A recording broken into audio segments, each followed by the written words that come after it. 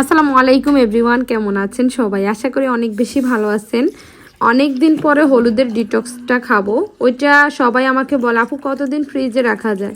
এই যে আমি এটা ফার্স্ট তৈরি করছি, তখনকার এগুলা এখনও আছে, প্রায় 2 থেকে 3 মাস হয়ে গেছে, তারপরও নষ্ট হয়নি। ফ্রিজের মধ্যে রেখে দিয়েছি নর্মালে।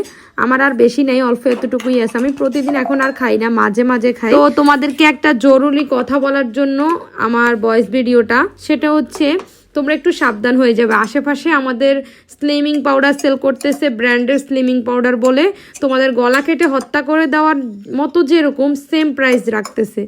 তো জানি না, আমি এই প্রাইসটা শুনে আমার অনেক বেশি মাথা ঘুরায়।